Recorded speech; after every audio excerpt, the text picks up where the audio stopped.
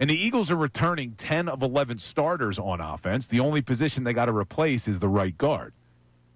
And as good as this Eagles offense was last year, they were good. In the postseason, they were unbelievable. In the Super Bowl, they were incredible. But can they actually be better in 2025 than they were last season? And I think the scary thing is, yes. I think they're going to be better this coming season than they were last year on offense. I do as well, but here's my thought process here. Because when you hear prominent figures like Jalen Hurts and A.J. Brown mention the word evolve, the offense needs to evolve. Well, when you look at it, it certainly isn't the running game that needs to evolve. It's the passing game. And I'm not suggesting that they're going to be this pass-heavy team, right? I think they're going to have to be a more balanced team to take this offense to the next level. And when you have someone like Kevin Patullo, who oversaw the passing game last year, well, now he's in a different position. So I think you see things through a different lens, and you're able to kind of accent what the personnel does best. And I think this is where you're going to see some different alterations. Yeah, I'm just looking at the numbers here. So they finished 8th in terms of yards per game and 7th in terms of points per game last year. You go back to the 2022 season, they were top 3 in both. This offense, on paper, should be better than that 2022 offense. I mean, you took Miles Sanders and you replaced him with Saquon Barkley. That in of itself, dramatic upgrade, is a huge upgrade. And the offensive line, look, you had Lane Johnson in 22, so there you go. That's a wash. You had Jordan Mailata. The Jason Kelsey to Cam Jurgens actually turned out to be no problem, which is crazy to me. And no disrespect to Jason Kelsey. But Mailata's probably better going into this year than he was in 22. Landon Dickerson's probably better going into this year than he was in 2022. I think we're still seeing what their ceiling may be, those two guys. So your offensive line could arguably be better. Now, Isaac Sayamala was excellent in 2022. Very good. Are you going to get that level of play from your right guard this year? Maybe, maybe not. But outside of that, you look around at all the other positions, and there's no reason to believe that you won't get either equal to or above what you got in 22. Right, and here's the other piece to that, Bill, because last season I think you can agree that it was when the passing game, when they really turned to that, it was very compressed, right? They didn't open things up. They didn't get vertical. I look at someone like Jahan Dotson, who caught 19 of 33 targets for 216 yards. Well, a lot of his catches, he didn't have the opportunity to run after the catch. And I think to not utilize Dallas Goedert down the field where he can kind of open things up that way, those are certain elements that I'm looking to see if you see that implemented. Also, the running backs in the passing game.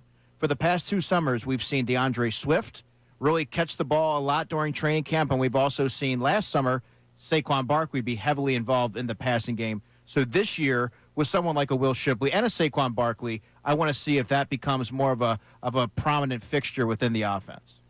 Yeah, it's a good point. You talk a lot about Will Shipley. I mean, now he's going to be entering his second season, right? Or is this his third? Second season. Second season.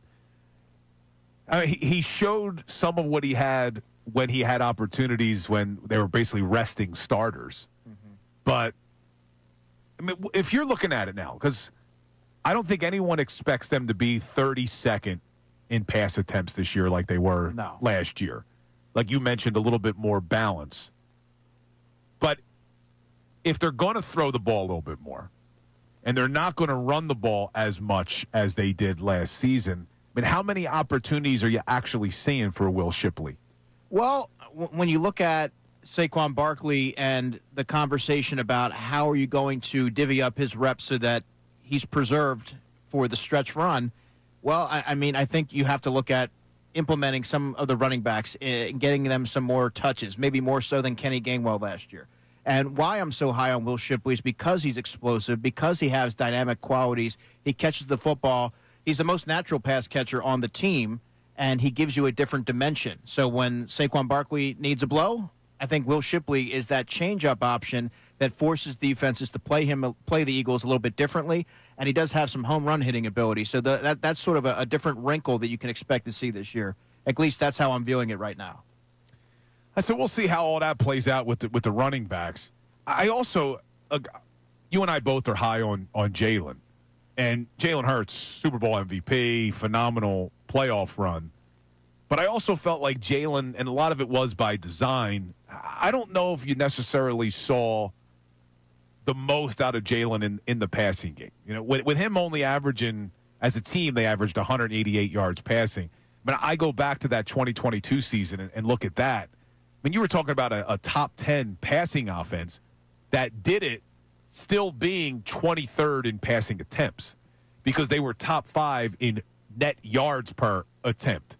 So I think you may not see them throw the ball a ton, but I do expect Jalen to be better. And when I say better, I'm not saying that Jalen was bad last year, but I do just expect to see more in the passing game from Jalen Hurts this season. I think he can take advantage of passing opportunities a little bit more. And I think Kevin Patullo, and you and I have talked about this a lot too, Patullo knowing the personnel, having been here, I don't know if it's going to take Jalen as much time to get acclimated to this passing offense where maybe under Kellen Moore it was still kind of a feeling out period that they never got into a really good rhythm until late.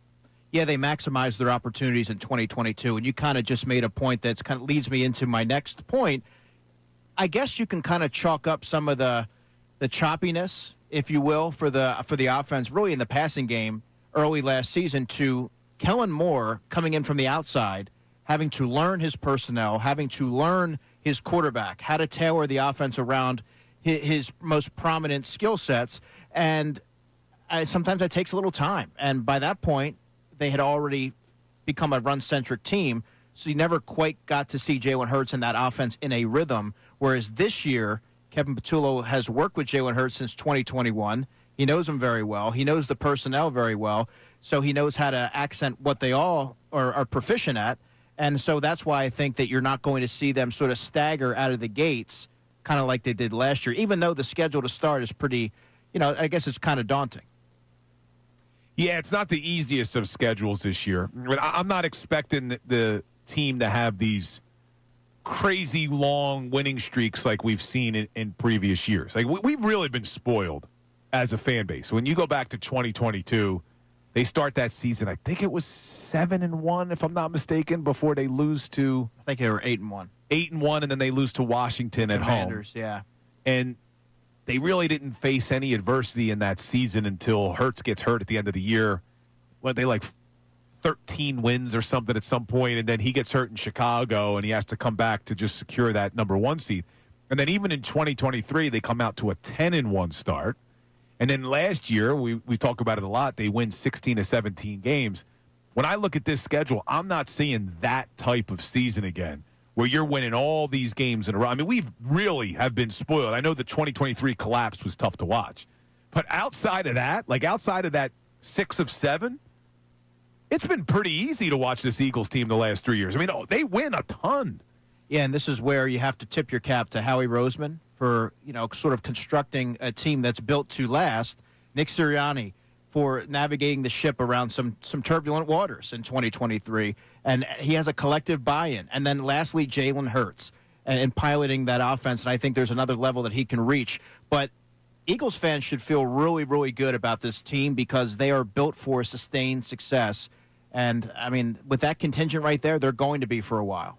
What's up, everybody? It's Bill Colarulo from Unfiltered with Ricky Bo and Bill Colarulo. Thanks for watching. Make sure you're subscribed to our YouTube channel because we post a ton of content. It's not just what you hear on air. We're posting content all day long. We do some things before the show, after the show, even stuff during the show. So subscribe, do whatever you got to do. We got all this content coming to you every single day.